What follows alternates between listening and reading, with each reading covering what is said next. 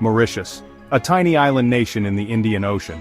Its beauty is legendary. Turquoise waters lap against pristine shores, lush green mountains rise, sculpted by ancient volcanoes.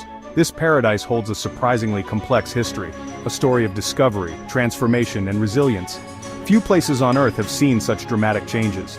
Today we embark on a journey through its remarkable past, a past that shaped the vibrant Mauritius we see today. The first whispers of its existence came from Arab mariners. They called it Dina Arobi, the abandoned island. Yet they did not choose to settle here. The island remained a wild, untamed sanctuary. Then, in the early 16th century, new sails appeared. Portuguese explorers venturing into uncharted seas.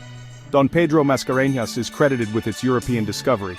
Like the Arabs before them, the Portuguese did not stay. They used the island as a vital port of call. For centuries, Mauritius remained a world apart. Evolution had sculpted unique forms of life here. The year 1598 marked a significant turning point. A Dutch fleet commanded by Admiral Wybrand van Warwick arrived. They sought shelter from a fierce storm, and found this fertile, unclaimed island. The Dutch were quick to see its potential value.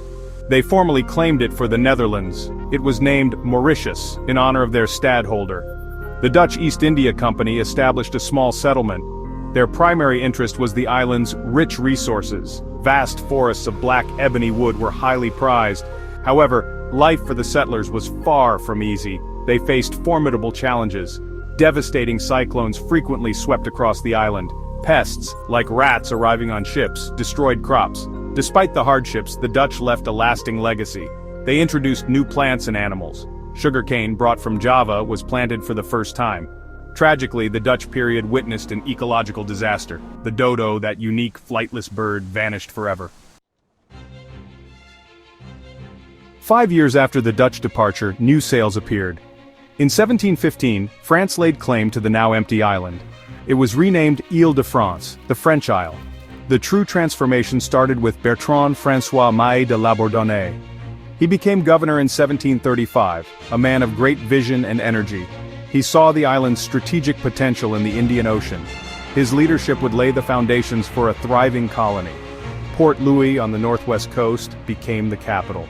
He transformed it into a bustling port and naval base. He ordered the construction of essential infrastructure. Roads were built, connecting different parts of the island. Fortifications were erected to defend the port. Government buildings, warehouses, and a hospital emerged.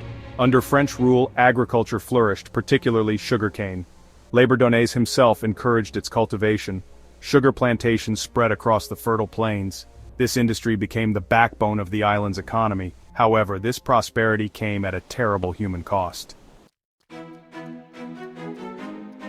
The early 19th century brought further upheaval. Europe was embroiled in the Napoleonic Wars. France and Britain battled for global supremacy. Mauritius, or Île-de-France, held great strategic value. It served as a base for French corsairs attacking British shipping. In 1810, a strong British naval expedition was launched.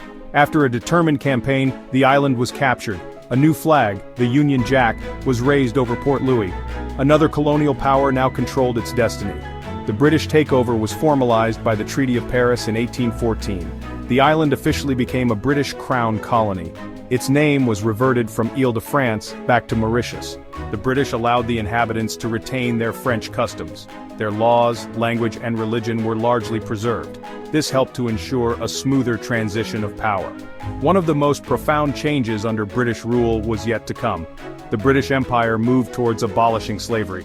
In 1835, slavery was officially abolished in Mauritius. Over 60,000 enslaved people gained their freedom. The transition to a free labor economy was challenging. The 20th century saw a growing desire for self-rule.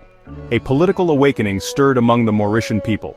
Inspired by movements across the globe, they sought greater autonomy. The Labour Party, founded in 1936, became a leading voice. Sir Siwusagur Ramgoolam emerged as a pivotal figure. A doctor and statesman, he championed the cause of independence.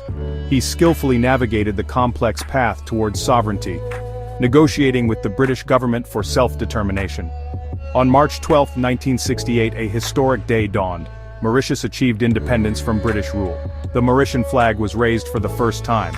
Sir Siwusagur Ramgoolam became its first prime minister. The new nation joined the Commonwealth. It faced many challenges, a reliance on sugar, a diverse population. Yet there was also great optimism and a spirit of unity. In 1992, it became a republic, with a Mauritian president as head of state. Economically, the island nation achieved remarkable success. It diversified away from its dependence on sugar. Tourism blossomed, attracting visitors to its beautiful shores. Textile manufacturing and financial services became major sectors. This transformation is often called the Mauritian miracle.